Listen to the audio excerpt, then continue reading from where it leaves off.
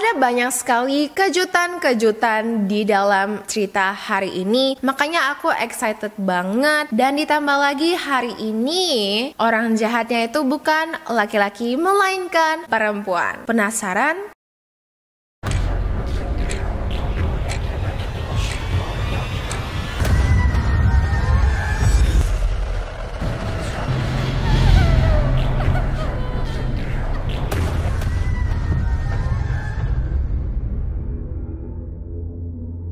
Sebelum aku lanjutin ceritanya, aku punya announcement yang exciting banget. Jadi sebentar lagi kan Halloween. Nah, aku ingin banget ngerayain Halloween dengan kalian semua. Dan cara terbaik untuk ngerayain Halloween itu adalah, menurut aku ya, apply makeup yang dark gitu sambil ceritain misteri pembunuhan yang belum terpecahkan. Dan itulah yang aku bakal lakuin tanggal 30 Oktober nanti, dimana aku bakal live di Instagram, tapi bukan Instagram aku, melainkan Instagram Baron Bliss. Iya. Nah, di sana aku bakal apply makeup, aku bakal ceritain misteri pembunuhan, dan kamu juga bakal bisa menang giveaway di akhir live tersebut. Kamu bisa menangin produk terbaru dari Baron Bliss ini. Ini adalah Keo Kombucha Deep Cleansing Balm. Ini adalah makeup remover ya. Jadi exciting banget. Make sure untuk pantengin ya di Instagram Baron Bliss tanggal 30 Oktober nanti, tepatnya jam 8 malam WIB. So make sure to stay tuned. Kita bakal have so much fun. Cerita yang aku bawain itu belum pernah aku ceritain di channel ini, so it's totally fresh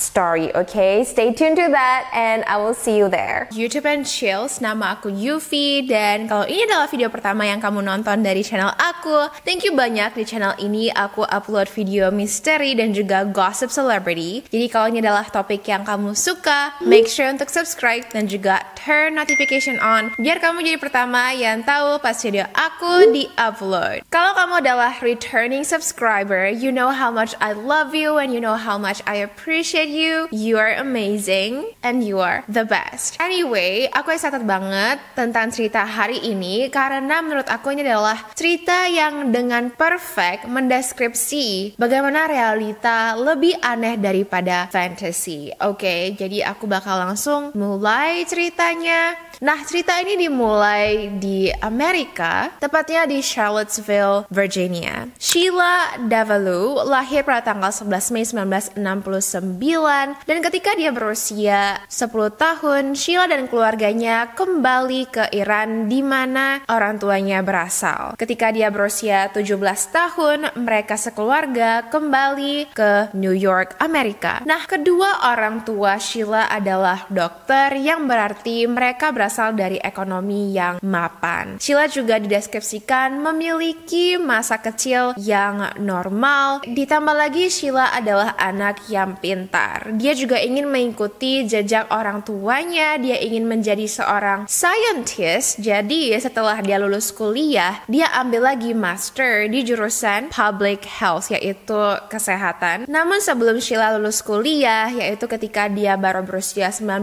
tahun, orang tuanya menjodohkan dia dengan seorang laki-laki. Tidak lama kemudian, Sheila dan laki-laki itu pun menikah. Nah, masalahnya karena ini adalah arranged marriage, Sheila itu nggak suka sama laki-laki ini. Bahkan dia diam-diam sudah punya pacar. Sheila bertemu dengan Paul di kuliahan dan mereka pun mulai pacaran. Paul sama sekali tidak tahu loh kalau Sheila itu sudah menikah, dan mereka pacaran selama 2 tahun. Nah, setelah mereka pacaran 2 tahun, suatu hari suami Sheila mengetahui kalau Sheila itu cheating ya. Jadi apa yang dia lakukan adalah, menurut aku ini adalah classy move banget. Dia mengundang si Paul untuk minum kopi dan mereka bertemu di sebuah cafe di mana dia mengaku kalau dia adalah suami Sheila. Pada saat itu Paul sangat terkejut, namun suaminya bilang, udah gak apa-apa, kalau memang kamu kamu mau sama dia, kamu sama dia aja karena aku mau menggugat dia cerai. Aku nggak mau lagi sama Sheila. Nah, akhirnya pada saat Sheila pulang ke rumah, suaminya langsung konfront dia dan bilang kalau saya tahu kamu cheating dengan Paul. Nah, nggak lama kemudian suaminya pun menggugat cerai Sheila dan Sheila resmi diceraikan. Ini membuat orang tua Sheila merasa sangat malu dan juga sangat marah sekali ya kepada Sheila. Bayangin anak mereka baru 2 tahun menikah, tiba-tiba diceraikan karena dia selingkuh. Ini pun membuat Sheila jadi merasa kalau dia itu dikucilkan di society Middle Eastern mereka, dan Sheila diam-diam ya dia merasa minder juga. Tapi karena dia sudah jatuh cinta kepada Paul, dia tidak peduli, dia tetap pacaran sama Paul. Akhirnya setelah mereka pacaran selama 8 tahun, di tahun 2000 Paul dan Sheila menikah. Nah, oleh teman-temannya Sheila dikenal sebagai orang yang pemalu, awkward, namun ambisius. Sedangkan Paul dikenal sebagai laki-laki yang kalem dan juga baik. Mereka sama-sama bekerja di perusahaan medis, tapi di perusahaan yang berbeda. Sheila bekerja di Purdue Pharmacy, dan karena ini adalah pekerjaan yang memakan banyak sekali waktu dari mereka, lama-lama Paul dan Sheila makin menjauh ya hubungannya, karena kan mereka sama-sama sibuk kerja. Begitu pulang sudah capek, sudah malam, mereka kuranglah bondingnya. Moving forward, 6 bulan setelah Sheila bekerja di Purdue Pharma, ada anak baru yang datang kerja. Dia adalah seorang laki-laki yang bernama Nelson, dan begitu Sheila melihat Nelson, Sheila langsung suka sama Nelson. Nelson sendiri senang dengan perhatian Sheila, dan tidak lama kemudian mereka mulai pacaran. Iya, jadi dari sini kita sudah bisa lihat ya kalau parent Sheila itu dia tidak respect pernikahannya. Dia bisa aja gitu loh sudah menikah dengan cowok, tapi kalau misalnya dia suka dengan cowok lain, ya udah dia pacarin aja. Menurut Sheila, apa yang membuat dia sangat suka dengan Nelson dibanding dengan suaminya, itu dia merasa Nelson adalah orang yang lebih ceria, lebih lucu, lebih outgoing, berbeda dengan suaminya yang lebih kalem dan juga suka di rumah. Di tahun 2001, sekitar 1 tahun setelah Sheila dan Paul menikah, suatu hari Sheila cerita kepada suaminya. Dia bilang, sini, aku mau cerita. Dia bilang, jadi kamu tahu kan aku punya adik laki-laki yang menderita penyakit skitso. Si Paul pun bilang, iya aku tahu. Nah, adik aku tuh mau datang nginap di rumah kita selama beberapa hari. Masalahnya adik aku itu nggak tahu aku udah nikah. Nah, kalau misalnya dia tahu aku udah nikah, aku takut nanti dia bakal marah dan dia bakal marahin aku, bakal rusakin barang. Kalau misalnya penyakitnya kambuh, aku takut nanti kamu tersakiti. Jadi si Paul bilang, oh jadi kamu maunya gimana? Si Sheila bilang, gini, gimana kalau kamu packing semua baju kamu simpan semua foto pernikahan kita gitu ya dari rumah, dan kamu pindah dulu di rumah orang tua kamu, atau kamu mau sewa apartemen aku nggak peduli. Dia nginap di sini selama beberapa hari, setelah itu dia bakal balik dan kamu pindah balik. Nah, si Paul yang sangat understanding sekali, ya dia dengerin istrinya banget, dia pun setuju. Awalnya adik laki-laki Sheila datang selama beberapa hari, ya lalu pergi dan Paul pun nginep kembali ke dalam rumahnya. Tapi lama-lama adik Sheila ini makin sering datang, dan kali kedua dia datang, dia nginapnya bukan beberapa hari saja namun 1 minggu. Lama-lama jadi beberapa minggu. Lama-lama jadi 1 bulan, dan ini berlangsung selama 2 tahun dong. Hingga akhirnya di tahun ketiga si Paul duduk dengan si Sheila dan dia bilang, Sheila kayaknya nggak bisa deh kayak gini, kayaknya salah deh. Aku tuh jadi nggak ngerasa ini tuh rumah aku, padahal ini kan rumah kita. Tapi kenapa adik kamu asik datang dan aku tuh harus pindah dari rumah aku sendiri? Kamu nggak rasa ini tuh aneh dan salah? Kapan kamu mau cerita kepada adik kamu kalau kamu itu sudah nikah? Nah, Sheila pun bilang, iya aku bakal ceritain ke dia. Nah, apa yang tidak diberitahukan oleh Sheila kepada suaminya adalah sebenarnya bukan adiknya yang datang, bukan adiknya yang nginep di rumah mereka, bukan adiknya yang tidur di kamar dengan Sheila, melainkan Nelson, pacar Sheila. Dan yang lebih parahnya lagi, si Nelson nggak tahu dong si Sheila sudah menikah. I know, surprise, selama mereka pacaran bertahun-tahun, si Nelson sama sekali nggak tahu Sheila itu udah menikah. Saking pinternya Sheila menutupi pernikahannya. Iya, jadi beneran dia itu kayak cheating terang-terangan gitu. Dia tidur dengan pacarnya, dengan selingkuhannya, di tempat tidur yang sama dia tidurin dengan suaminya. Berani banget sih si Sheila, kayak wow. Nah, di waktu yang sama tahun 2003 ada anak baru lagi yang masuk ke Purdue Pharmacy. Nah, kali ini anak itu adalah perempuan dan dia bernama Annalisa Raimundo. Annalisa adalah perempuan yang sangat berprestasi sekali ya. Dia lulusan Harvard, dia lalu mengambil jurusan Master di University of Columbia, dan Anna dikenal sebagai orang yang baik, outgoing, dia sering sekali tersenyum, dia memiliki banyak teman, dia populer, dia dekat dengan keluarganya, dan overall dia adalah perempuan yang baik-baik dari keluarga yang baik-baik. She seems to have it all. Begitu si Anna masuk, si Nelson dong langsung ngelirik dan si Nelson langsung jatuh cinta kepada Anna. Dan karena si Nelson juga melihat kalau you know what, kayaknya si Sheila gak secantik Anna deh. Dia putusin si Sheila, dia bilang you know what, kita udah pacaran beberapa tahun, kayaknya kita kurang cocok deh.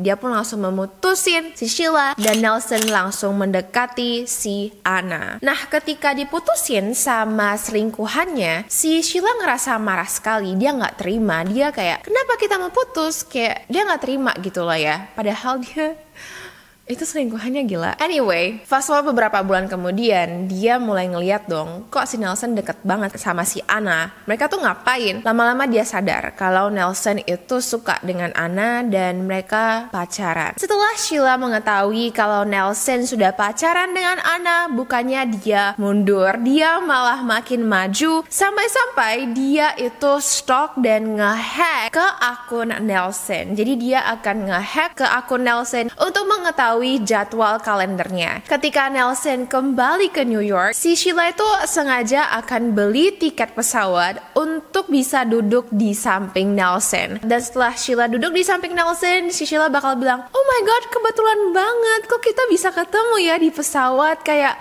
kebetulan banget gitu. Padahal ini sudah direncanakan oleh Sheila sebelumnya. Selain itu juga, kalau misalnya si Nelson ada meeting dengan klien dan dia ketemu misalnya di cafe, si Sheila bakal pura-pura datang ke cafe itu juga ya, dan dia bakal langsung bilang, oh my god, ketemu kamu di sini, kebetulan banget gitu. Jadi dia akan merekayasa skenario supaya si Nelson terus-menerus bertemu dengan Sheila di tempat-tempat yang bukan kantor mereka. Namun tetap saja si Nelson tidak lagi suka sama Sheila dan dia kekeh dia itu maunya sama Anna. Nah, di rumah Sheila sering sekali curhat tentang drama ini kepada Paul, suaminya. Can you imagine? Dan yang parahnya lagi, dia bakal jelas-jelas bilang gitu loh, ini loh ada satu cerita cinta segitiga gitu yang ada di kantor, coba deh aku pengen tahu input kamu, aku pengen tahu nasihat kamu. Si Sheila bakal bilang kalau iya, jadi di kantor aku itu ada yang namanya Jack, Annalisa, dan Melissa. Melissa itu adalah Sheila sendiri. Sheila bakal bilang kepada Paul kalau you know, kayak Melissa itu sebenarnya cinta banget sama si Jack. Jack itu adalah Nelson, tapi si Jack itu pacaran sama Annalisa dan juga sama Melissa. Kayak Jack itu main dua cewek gitu. Nah, Sheila akan minta input dari suaminya, kayak gimana ya menurut kamu, apa yang harus Melissa lakuin gitu. Si Paul pun dengan naifnya dia bakal kasih nasihat kepada Sheila aka Melissa. Setelah itu nggak sampai di sana ya, si Sheila bakal bilang kepada suaminya,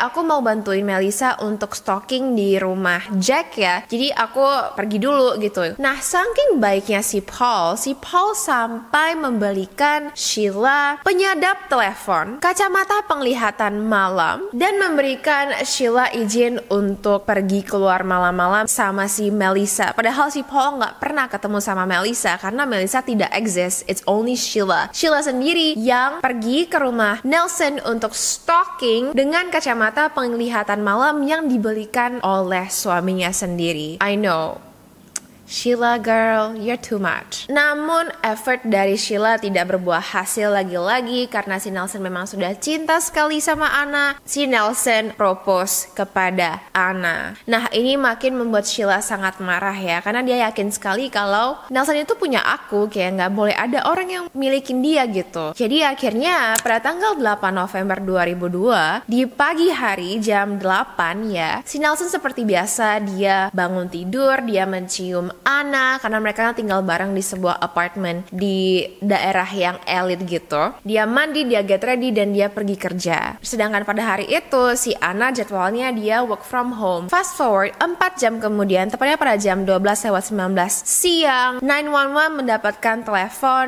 dari arah dekat rumah Annalisa. Inilah percakapan 911-nya. Answer, please. Hello. A guy is attacked my neighbor. You think someone attacked your neighbor? Ketika 911 berusaha untuk nge-track ini tuh telepon dari rumah siapa, dari mungkin handphone pemiliknya itu siapa, 911 hanya bisa nge-track kalau ini adalah telepon yang berasal dari salah satu phone booth dekat rumah Anna, dan polisi berhasil mengetahui lokasi rumah Anna. Dan begitu mereka mencoba untuk masuk, mereka sadar kalau pintu depannya itu tidak dikunci. Nah, polisi pun langsung masuk dan benar saja ada kekacauan yang terjadi di rumah itu. Barang-barang sudah berserakan, pot bunga sudah pecah, dan ketika polisi makin masuk, mereka mulai melihat bercak-bercak darah. Ketika mereka mendekati ruang tamu, mereka mendapati kalau Annalisa sudah tergeletak meninggal. Di samping tubuhnya terdapat sebuah dumbbell yang beratnya itu 10 kg, dan awalnya polisi yakin kalau ini adalah salah satu alat yang digunakan oleh pembunuh untuk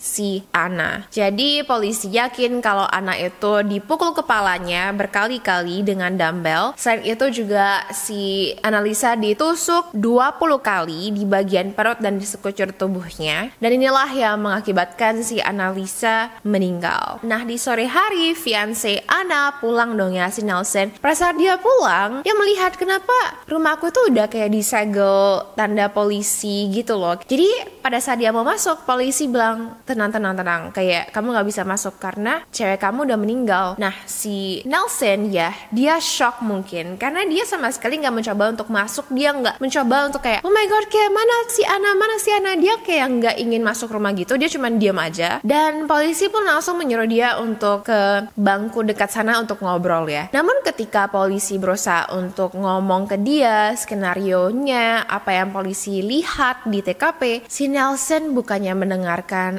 ataupun menangis. Tahu nggak dia ngapain, guys? Dia ketiduran dong. Iya, jadi ketika polisi dengan prihatin menceritakan bagaimana fiancé kamu meninggal, kamu malah ketiduran. Ini langsung membuat polisi dan investigator mencurigai si Nelson. Kenapa enggak ya? Iya dong ya. Kayak polisinya tuh kira dia tuh kayak gini, itu kayak menunduk tuh karena nangis. Ternyata dia ketiduran. Langsung polisi yakin kalau pasti Nelson.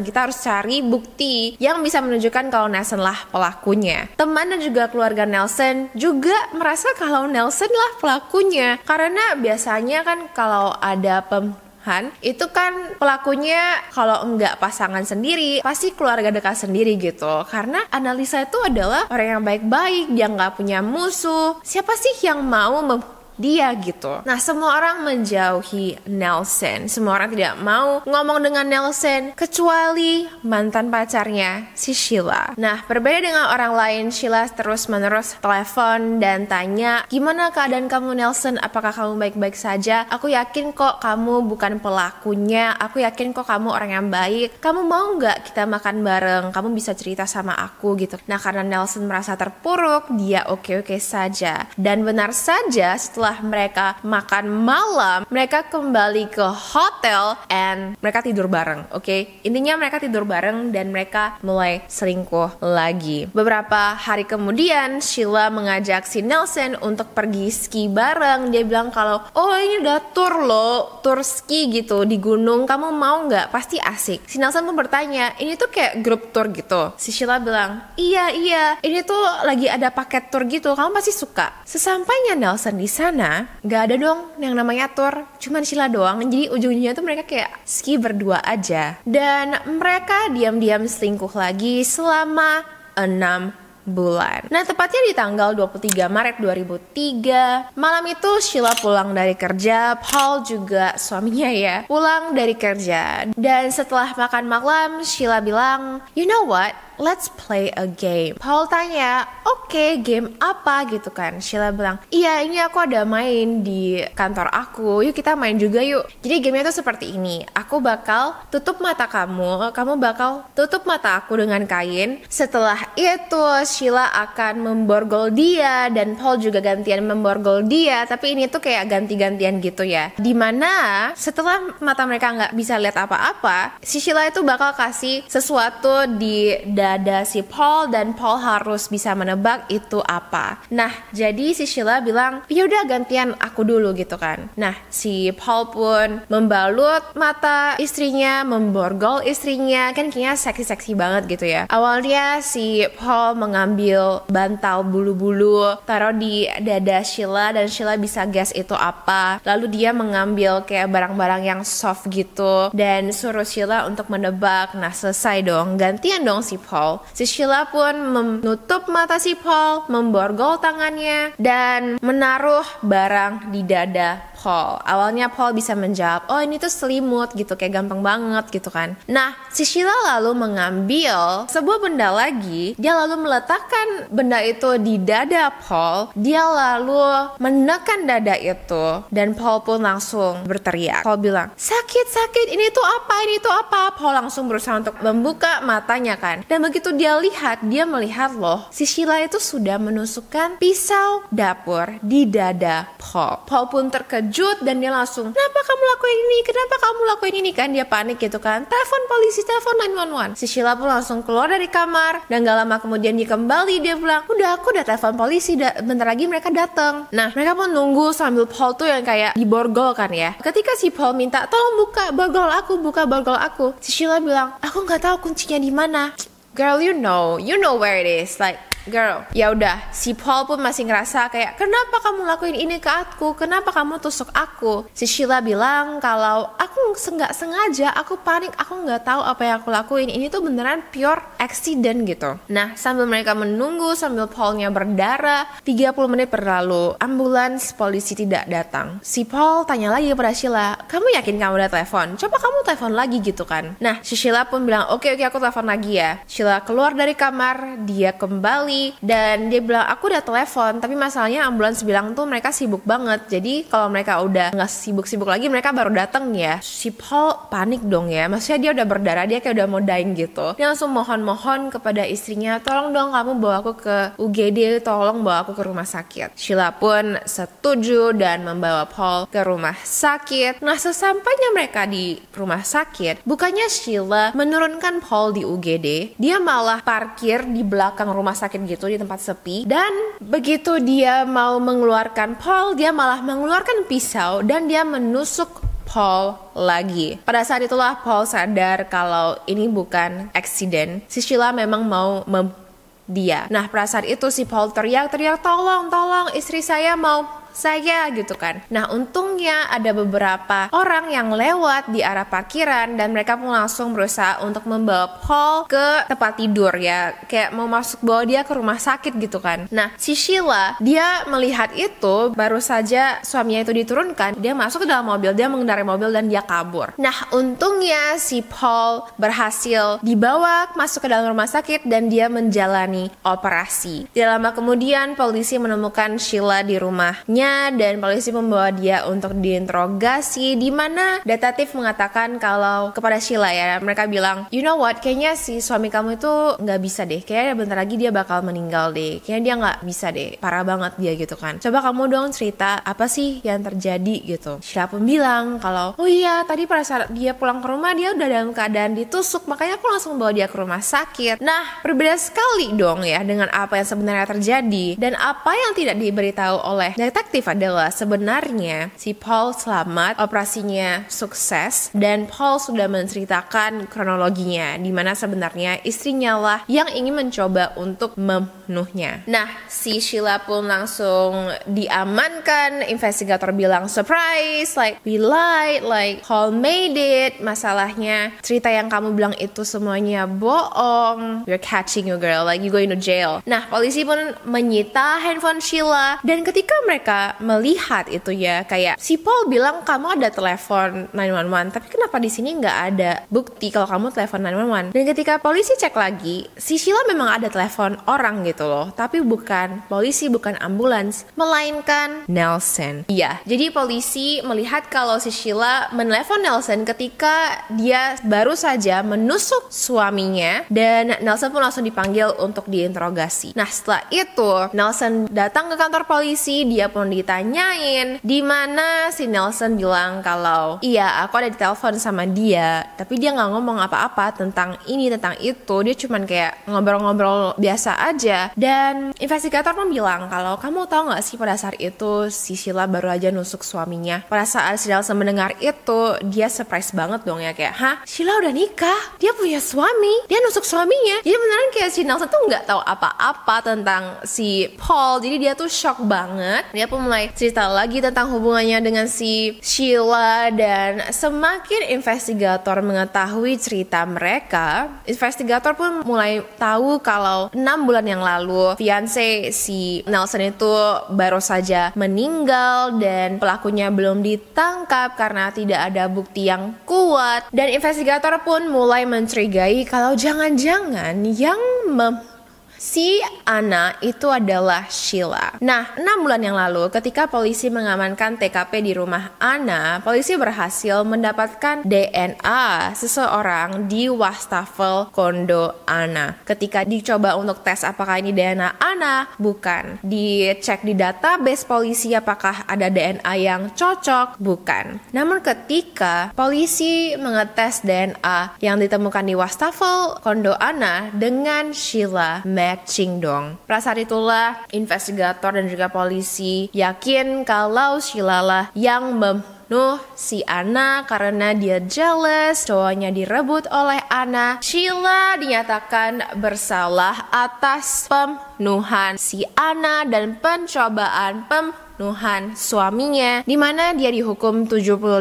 tahun penjara. Sampai saat ini ketika di interview, Sheila masih mengaku kalau saya tidak bersalah, saya tidak tahu apa yang terjadi. Wow, like ini semua cuma accident doang, ini semua salah paham doang. Nah, mungkin kamu bertanya, kenapa sih Sheila nggak ceraikan saja si Paul kalau memang dia beneran pingin banget sama Nelson? Ngapain sih ya diselingkuhin gitu ya? Jadi menurut netizen, si Sheila itu sengaja nggak mau cerai suaminya lagi karena dia nggak mau mempermalukan orang tuanya lagi. Ingat nggak sih pertama kali dia cerai itu orang tuanya mempermalukan dia, merasa marah sekali kepada Sheila, merasa kalau kamu itu adalah perempuan yang gagal, dan ini membuat Sheila jadi trauma. Makanya dia memilih untuk ya udah mendingan aku selingkuh aja, aku nggak mau cerai gitu. Karena understandable, tapi it's not right, okay? Kayak it's still not right buat dia untuk selingkuh, buat dia untuk bunuh cewek yang gak bersalah hanya karena dia ngerasa itu cowok gue, like girl, you crazy. Anyway, kalau kamu enjoy cerita ini, make sure untuk thumbs up, make sure juga untuk subscribe. Thank you so much for watching. Hari ini aku pakai lipstick dari Dior, namanya adalah Palm Beach. And yeah guys, stay tuned for more videos. Stay handsome, stay beautiful, stay healthy, and I will see you in my next video. Bye!